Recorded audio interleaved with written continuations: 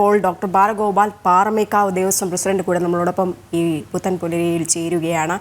Doctor Balagopal, ചരിത്രത്തിൽ ഇതുവരെ ഇല്ലാത്ത ഒരു തൃശ്ശൂർ പൂരമായിരുന്നു നമ്മൾ കഴിഞ്ഞ തവണ കണ്ടത്.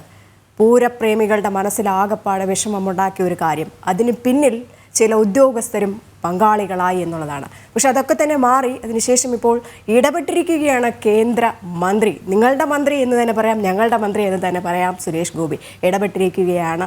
അതിവേഗം നടപടികളിലേക്ക് കടക്കാൻ ഇന്ന് ചർച്ചകൾ നടത്തുന്നു. എത്രത്തോളം പ്രതീക്ഷയുണ്ട്? ഞങ്ങളുടെ പാറമേക്കാവിന്റെ പോലെ തന്നെ തിരുവമ്പാടിയിൽ എൻ്റെ സുഹൃത്ത് ഗിരീഷ് കുമാർ പറഞ്ഞ കാര്യങ്ങളെല്ലാം ഞാൻ സശ്രദ്ധം ശ്രവിച്ചുകൊണ്ടിരിക്കുകയായിരുന്നു. കഴിഞ്ഞ എല്ലാവർക്കും അറിയാവുന്ന ഒരു കാര്യമാണ്, കഴിഞ്ഞ വർഷം ഒരിക്കലും സംഭവിക്കാൻ പാടില്ലാത്ത പല കാര്യങ്ങളും കഴിഞ്ഞ വർഷം സംഭവിച്ചു പോയി. അതിൻ്റെ കാരണങ്ങളെല്ലാം നമ്മൾ ഇനി പോസ്റ്റ്മോർട്ടം നടത്തിയിട്ട് കാര്യമില്ല. അതിനോടനുബന്ധിച്ചിട്ടാണ് ബഹുമാനപ്പെട്ട കേന്ദ്ര പെട്രോളിയം ടൂറിസം വകുപ്പ് സഹമന്ത്രി ഇന്ന് തൃശ്ശൂർ കളക്ടറേറ്റിൽ ഒരു മീറ്റിംഗ് വിളിച്ചു കൂട്ടിയിരിക്കുന്നത്. ഈ തൃശ്ശൂർ പൂരത്തിനെ കുറിച്ച് പറയുകയാണെങ്കിൽ കഴിഞ്ഞ വർഷങ്ങളിലെല്ലാം, കഴിഞ്ഞ അനേക വർഷങ്ങളിലെല്ലാം ഇങ്ങനെയുള്ളൊരു പ്രശ്നങ്ങളൊന്നും ഉണ്ടായിരുന്നില്ല. ഏകദേശം 2 ആഴ്ച മുന്നേ വരെ യാതൊരു പ്രശ്നവും പൂരത്തിനുണ്ടാകാറില്ല. എന്നാൽ എന്താ സംഭവിക്കുന്നത് വെച്ചാൽ 2 ആഴ്ചക്കുള്ളിൽ അതുവരെ എടുത്ത തീരുമാനങ്ങളെല്ലാം വിരുദ്ധമായിട്ടാണ്.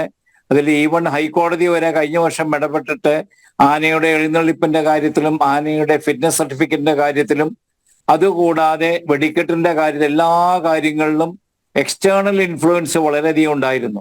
ഈ പൂരം സംഘടിപ്പിക്കുന്നവർക്ക് പൂരം സംഘടിപ്പിക്കുക മാത്രമല്ല, ഈ മറ്റേ ബാഹ്യമായിട്ടുള്ള ഇൻഫ്ലുവൻസ് അത് എങ്ങനെയാണ് അത് ടാക്കിൾ ചെയ്യേണ്ടത് എന്നുള്ളതിന് ആണ് ഇവരുടെ അധ്വാനവും എനർജിയും കൂടുതലായിട്ട് കഴിഞ്ഞ 1-2 വർഷങ്ങളിൽ ചെലവായിക്കൊണ്ടിരിക്കുന്നത്.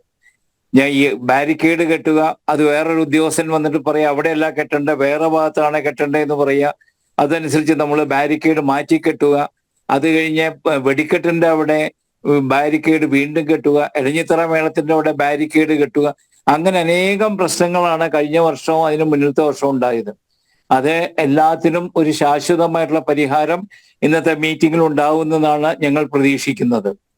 അതുകൂടാതെ ഈ ഘടകപൂരങ്ങൾക്ക് ഞങ്ങൾ ചെയ്യുന്ന സഹായം ഓരോ വർഷം കൂടുന്നതോറും ഞങ്ങൾ കൂടുതൽ സഹായങ്ങളാണ് ചെയ്തു വരുന്നത്. എന്നാൽ പോലും ഞങ്ങളുടെ എക്സിബിഷന്റെ ഇഷ്യൂവിലെ കൊച്ചി ദേവസ്വം ബോർഡ് നമ്മൾക്ക്, അതായത് കഴിഞ്ഞ ഒരു 5-6 വർഷങ്ങൾക്ക് മുന്നേ ഉണ്ടായിരുന്ന ആ പ്രൊപ്പോർഷനേറ്റ് ഇൻക്രീസ് അല്ലാതെ ഒരു ഡിസ്പ്രപ്പോർഷനേറ്റ് ഇൻക്രീസ് വരുത്തി നമ്മുടെ പൂരം നടത്തിപ്പിനെ തന്നെ അത് വളരെയധികം ബാധിക്കുന്നുണ്ട്. ഞങ്ങളുടെ പ്രധാന വരുമാന സ്രോതസ് എന്ന് പറയുന്നത് തൃശ്ശൂർ പൂരം എക്സിബിഷനാണ്.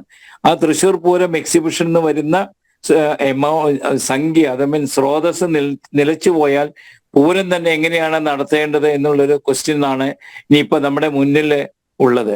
അതിന് കൊച്ചി ദേവസ്വം ബോർഡിന്റെ ഭാഗത്തു നിന്നും എല്ലാ വിധത്തിലുള്ള സഹായങ്ങളും ഞങ്ങൾ പ്രതീക്ഷിക്കുന്നുണ്ട്. ബഹുമാനപ്പെട്ട ഹൈക്കോടതിയിലാണ് ആ കേസ് നിലനിൽക്കുന്നത്. കഴിഞ്ഞ 2 വർഷമായിട്ട് ആ കേസ് നിൽക്കുകയാണ്. ഇതുവരെ അതിലൊരു അന്തിമമായിട്ടുള്ള തീരുമാനം ഇതുവരെ വന്നിട്ടില്ല. അതുകൂടാതെ ഞങ്ങൾ ഈ പൂരത്തിനോടനുബന്ധിച്ചിട്ട് ഞങ്ങൾ ഈ ഘടകപൂരക്കാർക്ക് എല്ലാവർക്കും ആനകളെ കൊടുക്കണമെങ്കിൽ ഏകദേശം 60 ആനകൾ ഓരോ ദേവസ്വങ്ങൾക്കും വേണം. കഴിഞ്ഞ വർഷം ഈ ആന ഉടമസ്ഥന്മാർ അവരെ എന്ന് പറയുന്ന അവർക്കൊരു ഭയം ഉണ്ടായിരുന്നു.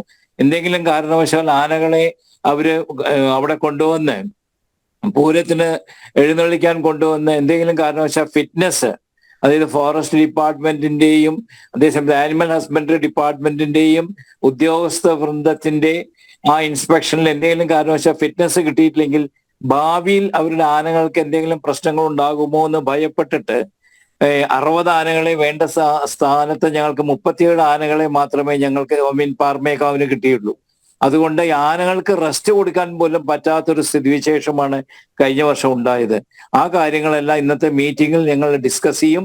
അതിനൊരു അന്തിമമായിട്ടുള്ള തീരുമാനം ഉണ്ടാവും. ഈ വർഷത്തെ തൃശ്ശൂർ പൂരം ഏകദേശം ഒരു 9 മാസം മുന്നേ തന്നെ അതിന്റെ ഒരുക്കങ്ങൾ ഔദ്യോഗിക തലത്തിൽ തുടങ്ങുക എന്ന് പറയുന്നത് തന്നെ ഞങ്ങളെപ്പോലും അത്ഭുതപ്പെടുത്തിയിട്ടുള്ള ഒരു നീക്കമാണ്.